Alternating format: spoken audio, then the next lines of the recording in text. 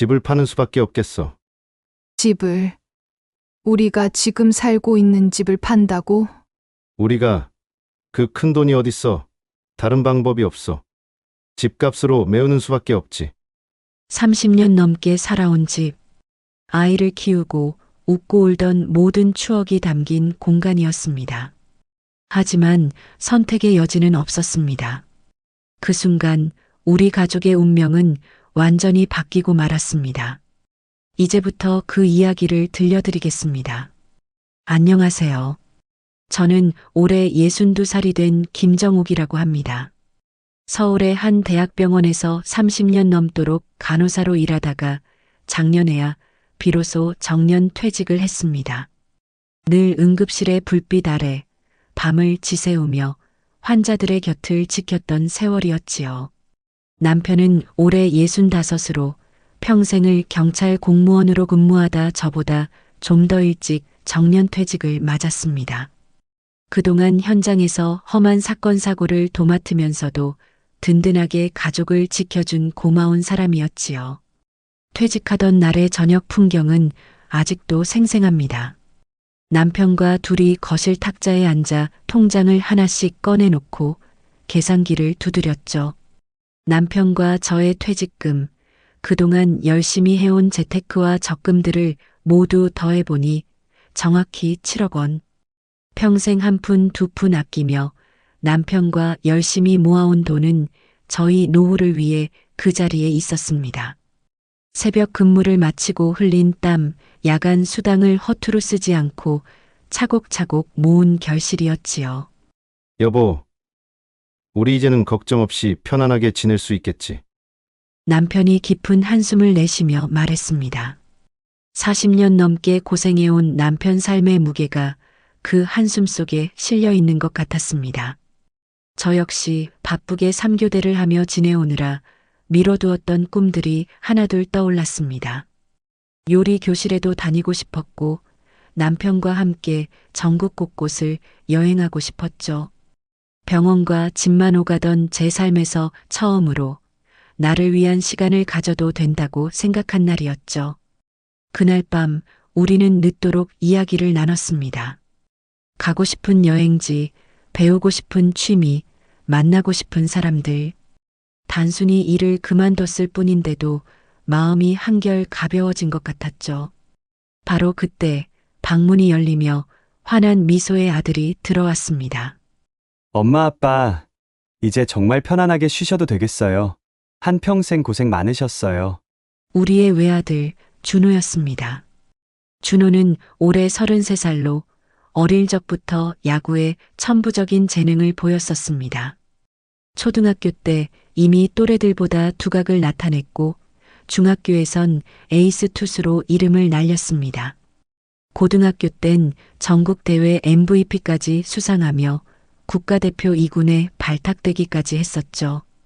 부모인 저희를 포함해 모두가 준호의 야구선수로서의 미래를 두고 기대에 부풀었지요.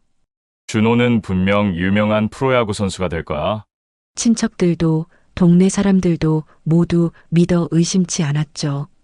그러나 준호가 대학에 입학한 지 얼마 되지 않아 저희는 커다란 시련을 맞이하게 되었습니다. 무리한 투구 끝에 준호의 어깨에 부상이 찾아왔고 수술과 긴 재활 치료를 이어갔지만 예전 같은 구속과 제구가 나오지 않았습니다. 공을 던질 때마다 고통을 호소했고 결국 준호는 선수의 길을 포기해야만 했습니다. 그 당시 준호가 얼마나 무너졌는지 아직도 너무나 생생하게 기억이 납니다. 처음 몇 달은 방에 틀어박혀 밥도 거르고 사람을 만나려 하지 않았습니다. 그 모습을 바라보는 저와 남편은 가슴이 찢어질 듯 아팠습니다. 어린 시절부터 공 하나만 바라보며 달려온 아이였으니 그 녀석의 절망도 어느 정도 이해가 갔죠. 그렇게 준호의 방황은 몇 년씩 이어졌고 그 방황이 길어질수록 저희 부부의 고민도 깊어만 갔죠. 그러던 어느 날 갑자기 준호가 조용히 제게 말했습니다. 엄마, 저 다시 운동 공부 좀 해보려고요. 이번엔 제가 직접 운동을 가르치는 사람이 되고 싶어요. 이렇게 부상당한 사람들 도와주는 트레이너가 되고 싶어요. 그 말을 들었을 때 제 마음은 조금 놓이는 듯한 기분이 들었죠. 아들이 드디어 방에만 처박혀 있는 게 아니라 다시 일어설 용기를 낸 거였으니까요. 준호는 얼마 동안은 관련 책을 붙들고 죽어라 공부했고 자격증도 취득했습니다. 동네 작은 헬스장에서 인턴처럼 일하며 경험을 쌓기도 했죠. 부상 전에 잘 웃었던 준호로 다시 되돌아왔고 성격도 밝아져 저의 마음이 조금 놓였죠. 준호도 이제 정말 안정을 찾은 것 같아서 다행이야. 남편도 흐뭇하게 말했습니다. 그날 저녁 우리는 오랜만에 가족 셋이서 식탁에 앉았습니다. 준호가 직접 요리를 해서 내왔고 저희에게 말했죠. 엄마 아빠가 믿고 기다려주신 덕분에 제가 다시 일어설 수 있었어요. 감사합니다. 그 말을 하는 준호의 눈빛이 얼마나 반짝였는지 세상 근심이 없어지는 기분이었죠. 저는 그 순간 세상을 다 가진 듯한 행복감을 느꼈습니다. 이제 남편과 안정된 노후를 보낼 수 있고 아들도 새로운 길에서 안정되게 자리를 잡아가고 있었으니까요. 하지만 인생은 언제나 예상치 못한 방향으로 흘러가는 것 같아요. 당시 저희는 몰랐습니다. 우리 노후를 송두리째 흔들 위기가 바로 눈앞까지 다가오고 있었다는 거요. 그것도 가장 사랑하는 아들, 준호로부터 시작될 거라는 건 더욱 상상조차 못했죠. 우리 집 7억 원이라는 든든한 노후 자금, 연금까지 부족할 거 없어 보이는 노후였죠. 그리고 다시 일어선 아들의 희망찬 미래. 모든 것이 완벽해 보였습니다. 하지만 그 완벽함 속에는 이미 보이지 않는 균열이 시작되고 있었던 것 같습니다. 준호가 트레이너로 일한 지 어느덧 3년이란 시간이 흘렀을 무렵이었습니다. 그날은 여느 때와 다름없는 평범한 일요일 오후였죠. 집에서 편안하게 쉬고 있는데 준호가 저희 부부를 거실로 불렀습니다. 평소와는 다른 눈빛, 어쩐지 가슴속 깊이 다짐을 품은 듯한 표정이었기에 뭔가 특별한 이야기를 하려나 보다 생각했습니다. 엄마 아빠, 저 헬스장을 운영해보고 싶어요. 준호가 그 말을 꺼내자 저는 심장이 덜컥하는 기분이었죠. 그리고 그 순간 남편의 얼굴이 차갑게 굳더니 팔짱을 끼고 의자에 등을 깊게 기댔습니다. 아직 경력도 얼마 안 되는데 갑자기 무슨 자금으로 헬스장을 오픈하겠다는 거냐? 아버지, 헬스장 경력은 3년밖에 안 되지만 저는 운동을 평생 해왔잖아요. 실무 경력 3년의 그동안의 경험을 토대로 제가 직접 운영하면 잘할 수 있겠다는 확신이 들어요. 저를 믿어주는 회원들도 꽤 많고요. 어느 정도의 운영 노하우도 익혔습니다. 이제는 제가 직접 제 이름을 걸고 해보고 싶어요. 준호의 눈빛은 간절하면서도 반짝거렸습니다. 마치 어린 시절 국가대표 2군에 뽑혔을 때처럼 미래를 향해 달려가겠다는 열망이 담겨 있는 듯 했죠. 하지만 제 마음 한구석은 걱정으로 무거웠습니다. 성실한 준호의 성격도 잘 알고 운동을 잘하는 것도 알지만 장사는 또 다른 세계이니까요. 임대료며 장비며 모든 것이 돈이 많이 들어가는 일인데 남편은 결국 목소리를 높였습니다. 이 얘기 더 이상 거론하지 말거라. 내가 사업이 뭔지 알기나 하냐? 한두 푼도 아니고 일이 여기 애들 장난이냐? 아버지, 저 정말 자신 있습니다. 지금 아니면 기회를 놓칠 것 같아서 어렵게 말씀드리는 거예요. 요즘 아파트 단지 근처에 헬스장 수요가 점점 늘고 있어요. 제가 야구 이후로 이렇게 열심히 해본 건 처음인 거 아버지도 잘 아시잖아요. 한 번만 지원해 주시면 반드시 성공할 수 있어요. 준호는 본인이 미리 준비한 자료까지 자신 있게 꺼내놓았습니다. 예상 회원수, 임대 조건, 인테리어 비용, 장비 구입 견적서까지. 준호 나름 준비는 철저했지만 남편의 눈에는 철없는 어린아이의 도전으로만 보였던 것 같습니다. 자신 있다고 다 되는 줄 아냐?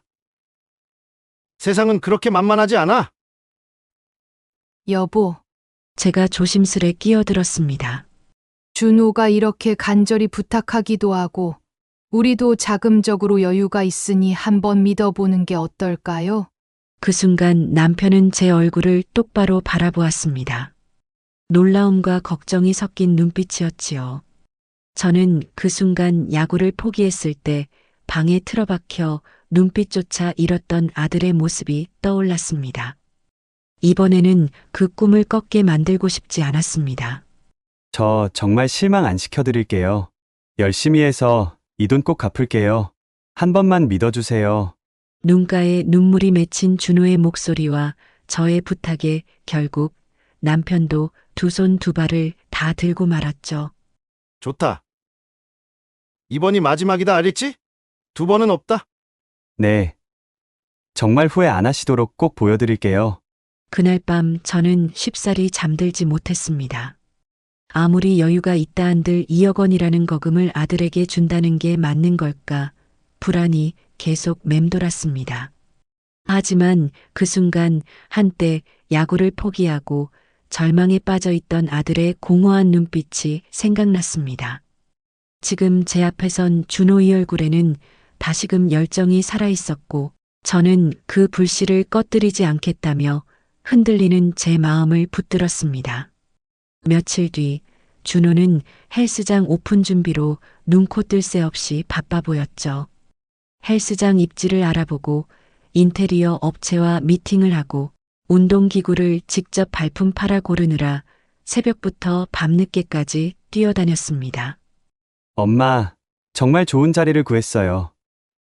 지하철역이랑 가깝고 주변에 아파트 단지도 많아요. 회원 걱정은 안 해도 될 정도로 수요가 많아 보여요. 흥분해 있는 준호의 설명에 저도 모르게 가슴이 뛰었습니다. 그렇게 몇 달간의 준비 끝에 드디어 준호의 첫 헬스장이 문이 열게 되었죠. 개업 첫날부터 준호는 몸을 아끼지 않았습니다. 새벽 5시 문을 열고 밤 10시 문을 닫을 때까지 한 명 한 명 회원의 몸 상태를 기록하고 맞춤 운동법을 제시했습니다. 부상 위험이 있는 회원은 세심하게 관리했고 다이어트를 원하는 회원은 식단까지 열심히 챙기는 모습이었죠. 그 헬스장 관장, 정말 꼼꼼하고 친절하다더라. 운동 효과가 확실해 관리가 달라. 준호의 노력 덕분인지 입소문은 빠르게 퍼졌습니다. 생각보다 빠른 속도로 회원이 불어나고 순수익이 직장인 월급을 우습게 할 만큼 나오자 남편의 굳었던 표정도 서서히 풀리며 미소로 바뀌었습니다. 그렇게 준호의 센터도 안정을 찾고 1년쯤 지났을 무렵이었어요. 준호가 두툼한 봉투 하나를 들고 왔습니다. 어머니 아버지 약속드렸던 돈 절반 먼저 갚을게요. 이게 뭐냐? 일단은 더 자리 잡을 때까지 기다렸다가 절반 더 돌려드릴게요. 투자금 절반 먼저 갚을게요. 감사합니다.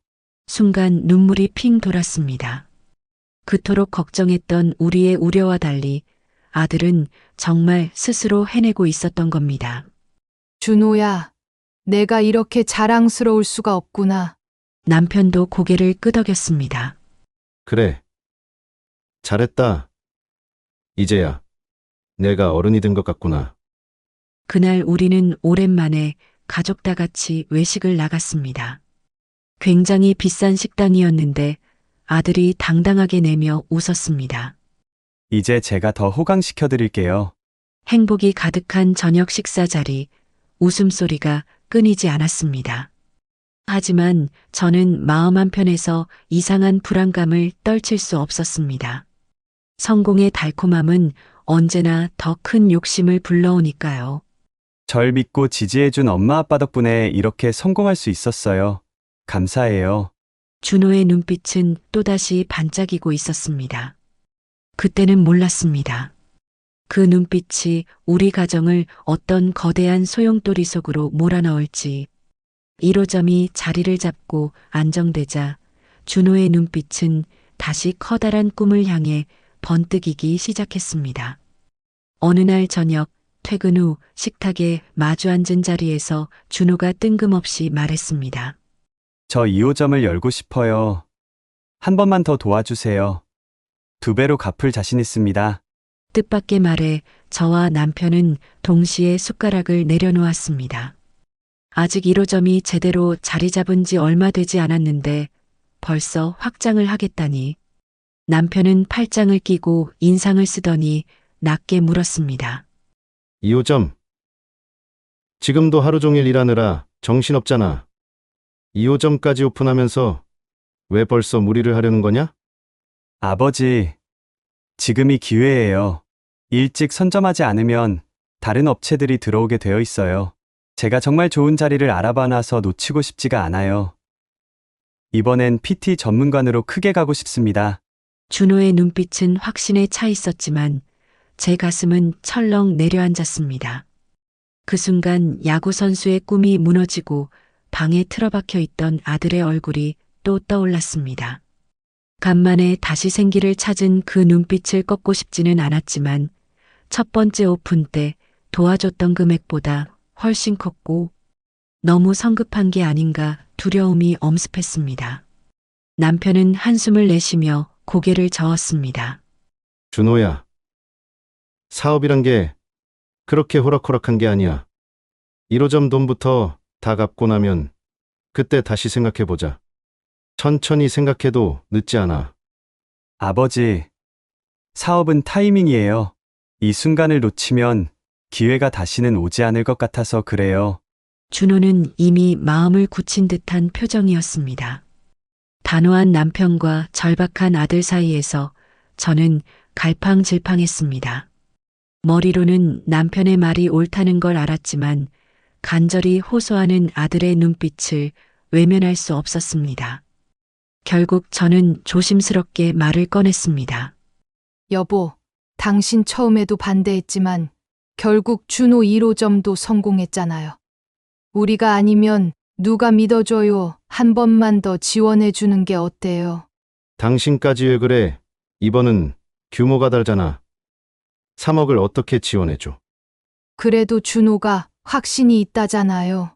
평생 야구밖에 모르고 살다가 이제야 자기 길을 찾은 것 같아 도와주고 싶어요. 며칠간의 실랑이 끝에 결국 우리는 3억 원을 추가로 투자하기로 했습니다. 남편은 마지막으로 준호를 똑바로 바라보며 경고했습니다. 이번이 마지막인 걸로 알아라. 다시는 이런 일 없도록 해. 알았냐? 그리고 이 돈은 우리 노후 자금이야. 무조건 되돌려줘야 해. 네. 절대 후회 안 하실 거예요. 준호는 마치 세상을 다 얻은 듯 환하게 웃으며 저를 끌어안았습니다. 2호점 준비는 1호점보다 훨씬 더 화려했습니다. 최신식 장비, 넓은 PT 공간, 고급스러운 샤워실까지 준호의 노력과 돈이 아낌없이 들어간 듯 했습니다. 준호는 하루에도 몇 번씩 두 곳을 오가며 정말 열심히 쉴 새 없이 움직이는 것 같았습니다. 엄마, 이번 2호점은 정말 더 잘 될 것 같아요. 그 자신만만한 표정에 저도 순간 마음이 놓였습니다. 개업 초기 회원 모집도 순조로워 보였습니다. 사람들은 새 건물과 깔끔한 시설을 좋아했고 오픈 이벤트에 몰려드는 회원들로 헬스장은 활기가 넘쳤습니다. 저희는 그제야 안도의 한숨을 내쉴 수 있었습니다. 그러나 그 평온은 오래가지 않았습니다. 2020년 3월 코로나가 세상을 뒤흔든 것입니다. 정부의 방역 지침에 따라 헬스장은 집합금지 업종으로 묶였고 하루아침에 문을 닫아야 했습니다. 엄마, 어쩌죠 환불해 달라는 회원들이 줄 서 있어요. 창백해진 준호의 목소리가 전화기 너머로 들려왔습니다. 신규 회원은 당연히 끊겼고 기존 회원들은 일제히 환불을 요구했습니다. 그런데도 임대료와 인건비는 꼬박꼬박 나가야 했습니다. 1호점과 2호점을 합쳐 매달 2천만 원씩 적자가 발생했었죠. 처음에는 두어 달만 버티면 괜찮아질 것이라 위로했지만 2달, 3달, 6달이 지나도 상황은 달라지지 않았습니다. 이제 그만하자. 돈이 바닥나고 있어. 남편이 결국 소리쳤습니다. 평생 경찰로 근무하며 냉정하던 그가 절망의 목소리를 떨며 고함을 친 건 처음이었습니다. 여보, 조금만 더 참아요. 코로나도 언젠가는 끝이 나잖아요. 언젠가? 그 언젠가 때문에 지금 우리 노후 자금이 다 날아가고 있잖아. 남편의 분노 속엔 두려움이 섞여 있었습니다. 저 역시 불안했지만 준호를 포기할 수는 없었습니다. 그래도 지금 제일 힘든 건 준호인데 우리가 어떻게 모르는 척해요. 결국 우리는 생활비까지 쪼개 적자를 메워야 했습니다. 통장의 숫자는 눈에 띄게 줄어들었고 어느새 믿을 수 없는 금액들이 추가로 빠져나가 있었죠. 든든하다 믿었던 노후 자금은 바닥이 나 있었고 밤마다 부부싸움이 이어졌습니다. 대화 대신 한숨만 오가는 날이 늘어가는 듯 했죠. 빈 거실에 앉아 있으면 마치 가라앉는 배에 올라탄 것 같았습니다. 남편은 점점 굳어져 갔고 저는 홀로 마음을 붙잡으려 했습니다. 그러나 속으로는 알고 있었습니다. 우리 가정이 점점 더 깊은 소용돌이로 빠져들고 있다는 것을, 그리고 그 불안은 머지않아 현실이 되어 우리를 완전히 무너뜨릴 사건으로 다가오고 있었습니다. 코로나가 조금씩 진정되고 사회적 거리두기 조치가 완화되던 어느 날 우리는 간신히 희망을 품었습니다. 닫혀있던 헬스장 문을 다시 열 수 있게 되자 준호는 연신 이제 괜찮을 거예요. 회원들이 다시 돌아올 겁니다. 하고 말했습니다. 남편과 저는 그 말에 작은 위안을 얻었습니다. 몇 달간 이어진 적자로 통장이 바닥을 드러냈지만 그래도 다시 영업을 시작하면 언젠가는 회복될 거라 믿고 싶었습니다. 하지만 그 희망은 오래가지 않았습니다. 헬스장이 문을 연 지 채 한 달도 되지 않아 청천벽력 같은 소식이 들려왔습니다. 그날은 평범한 화요일 오후였습니다. 설거지를 마치고 막 손을 닦을 때쯤 준호에게서 다급한 전화가 걸려왔습니다. 준호의 목소리는 떨렸고 숨결은 거칠었습니다. 엄마 큰일 났어요. 무슨 일이야? 천천히 말해봐. PT 수업 중에 회원이 크게 다쳤어요. 병원에서 척추 손상, 하반신 마비 진단을 내렸대요.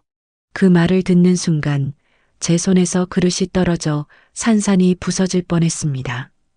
다리에 힘이 풀려 바닥에 주저앉으며 겨우 목소리를 짜냈습니다. 그럼 어떻게 되는 거니?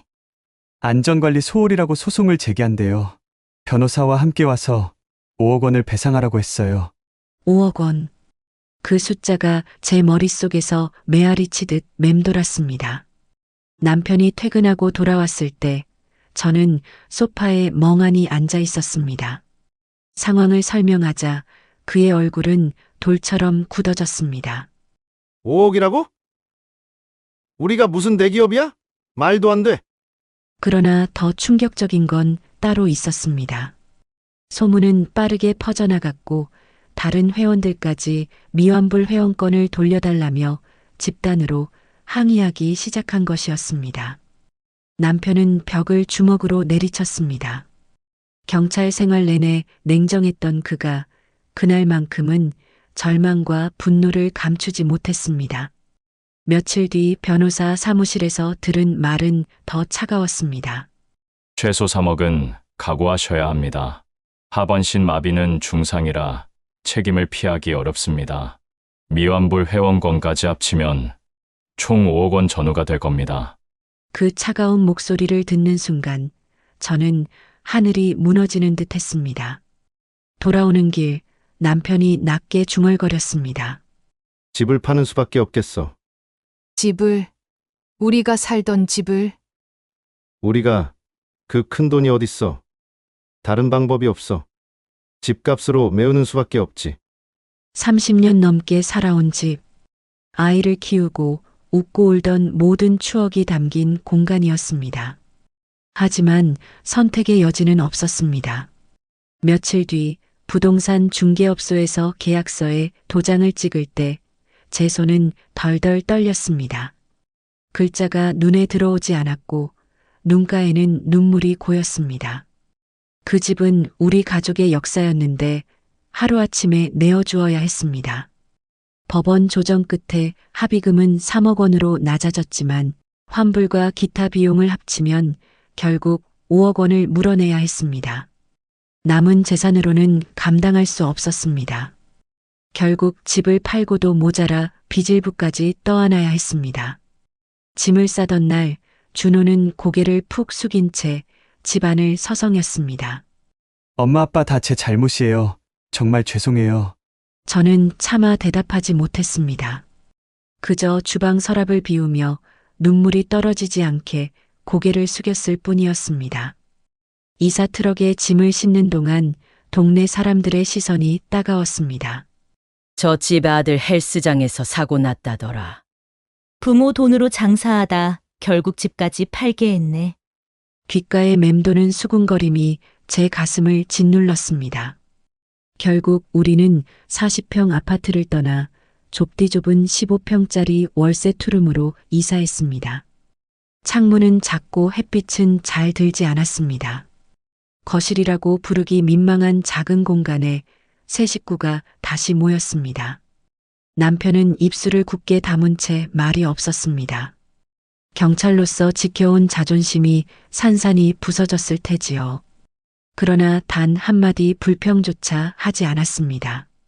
그저 묵묵히 짐을 옮기고 작은 방에 매트리스를 깔았습니다. 그날 밤 좁은 거실에서 가족이 둘러앉았습니다. 준호는 다시 무릎을 꿇었습니다. 엄마 아빠 정말 죄송해요. 저는 아들의 얼굴을 바라봤습니다. 무너진 듯한 모습이 안쓰럽기도 했지만 마음 깊은 곳에서는 원망이 차올랐습니다. 그러나 결국 내뱉은 말은 이것뿐이었습니다. 괜찮다. 우리 아직 살아있잖니. 다시 시작하면 돼. 그렇게 우리는 평생 모은 돈도 집도 잃은 채 새로운 현실 속에서 다시 발을 내딛어야 했습니다. 모든 것이 무너져 내린 자리에서 우리 가족의 또 다른 싸움이 시작되고 있었습니다. 예전 집에서는 넓은 방을 쓰며 넉넉하게 지냈는데 이제는 좁은 공간에서 세 식구가 모여 앉아야 했습니다. 방 2개와 작은 거실뿐인 집. 그곳에서 새로운 삶이 시작된 겁니다. 죄송해요. 정말 죄송해요. 준호는 바닥에 무릎을 꿇은 채 계속 고개를 숙이고 있었습니다. 목소리는 떨렸고 눈가에는 눈물이 맺혀 있었습니다. 남편은 한동안 말이 없었습니다. 그는 원망의 말을 내뱉지 않았습니다. 그저 창밖을 바라보며 깊은 한숨만 내쉬었을 뿐이었습니다. 저는 마음이 복잡했습니다. 화도 났고 동시에 안쓰럽기도 했습니다. 우리 가족이 이렇게까지 무너져도 되는 걸까? 수없이 자문하며 가슴이 무거워졌습니다. 이제 어떻게 살아야 할지 모르겠어요. 준호의 목소리에 방안 공기가 더 무겁게 가라앉았습니다. 그 순간 제 안에서 무언가 꿈틀거렸습니다. 분노였을까요? 아니면 다시 일어서야 한다는 의지였을까요? 일단 다시 시작하자. 제가 입을 열었습니다. 우리 아직 살아있잖아. 살아있으니 다시 하면 돼. 다음 날 아침 저는 구청 구인 게시판을 찾았습니다. 눈에 들어온 건 가사도우미 모집 공고였습니다. 하루 6시간에 6만 원. 33년간 대학병원에서 간호사로 일했던 제가 이제 남의 집을 청소해야 한다니 자존심이 상했지만 어쩔 수 없었습니다. 살아야 했으니까요. 첫 출근 날 마음이 덜컥 내려앉았습니다. 큰 아파트의 초인종을 누르자 젊은 여성이 환하게 웃으며 맞아주었습니다. 안녕하세요. 오늘부터 오시기로 한 가사도우미 분이시죠? 잘 부탁드려요. 저는 허리를 굽혀 인사하며 집 안으로 들어섰습니다. 아이들 밥을 차려주고 빨래를 개고 구석구석 청소를 했습니다. 처음에는 허리가 아프고 무릎이 시렸습니다. 설거지를 마치면 손이 거칠어져 있었습니다.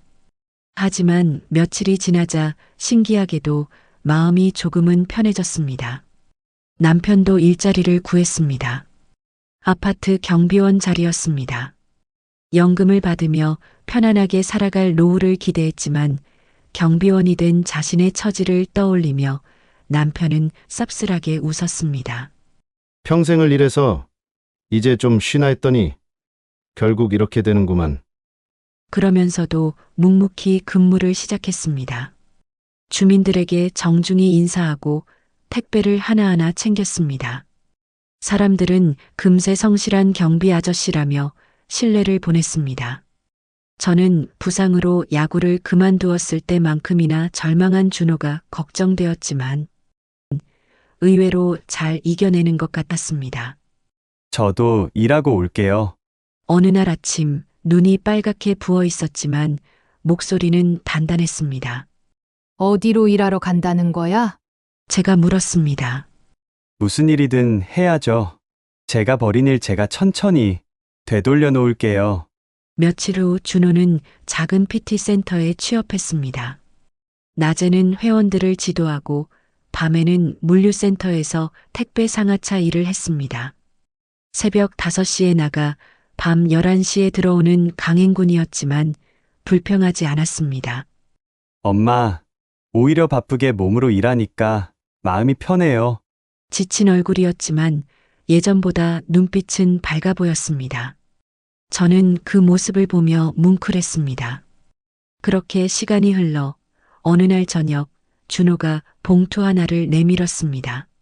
엄마, 이거 받아주세요. 이게 뭐니? 제가 번 돈이에요. 500만 원이에요. 준호야, 내가 쓸 돈은 쟤하고 주는 거니?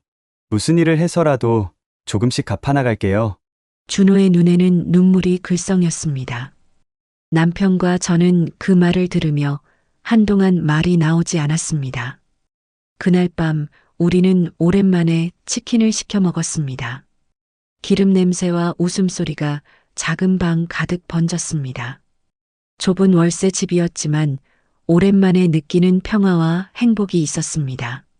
여보, 어떻게든 되겠지. 제가 말했습니다. 그러게. 준호도 이제 정신 차린 것 같아. 남편도 미소를 지었습니다. 그러나 저는 깨달았습니다. 노후의 가장 큰 위험은 질병도 경제적 위기도 아니었습니다. 바로 자식이었습니다. 우리 부부가 수십 년간 열심히 모아온 돈은 단 2년 만에 사라져버렸죠. 그것도 가장 사랑하는 아들 때문에 말이지요. 만약 그때로 돌아간다면 저는 이렇게 말할 겁니다. 준호야, 엄마는 내 꿈을 응원한다. 하지만 사업 자금이 모이면 시작하도록 해. 엄마 아빠 노후 자금은 줄 수가 없단다. 자식을 사랑하는 것과 노후 자금을 지키는 일은 별개라는 걸 저는 뼈저리게 깨달았습니다. 사랑한다고 해서 모든 걸 내어줄 필요는 없다는 것도요. 지금 저희는 작은 월세집에서 살고 있습니다. 예전만큼 여유롭지는 않지만 나름대로의 평온이 있습니다. 준호는 묵묵히 일하며 조금씩 독립해가고 있고 남편과 저는 다시 서로를 의지하며 하루하루를 살아갑니다. 그럼에도 후회는 여전히 남아 있습니다. 그때 좀 더 냉정했다면, 현실적으로 판단했다면 어땠을까? 하지만 이제 와서 후회해도 소용은 없지요. 중요한 건 앞으로입니다. 남은 인생만큼은 더 현명하게 살겠다고 다짐합니다. 그리고 이 이야기를 듣는 모든 이에게 전하고 싶습니다. 노후 자금만은 절대 자식에게 빌려주지 마라. 아무리 사랑하는 자식이라도 당신의 노후를 지켜줄 사람은 결국 당신뿐이다. 긴 이야기 들어주셔서 감사합니다. 평생을 모아온 노후 자금이 단 2년 만에 무너져 내린 김정옥님의 사연 어떻게 보셨나요? 우리는 자식을 사랑하기에 때로는 모든 걸 내어주곤 합니다. 하지만 그 사랑이 때로는 가정을 흔드는 가장 큰 위험이 되기도 하지요. 그들은 뒤늦게 깨달았습니다. 노후 자금만큼은 반드시 지켜야 한다는 사실을요. 여러분은 어떻게 생각하시나요? 과연 부모의 노후와 자식의 꿈, 그 사이에서 어디까지가 사랑이고 어디까지가 책임일까요? 댓글로 여러분의 생각을 나눠주세요. 오늘도 우리들의 이야기방에서 함께 해주셔서 고맙습니다.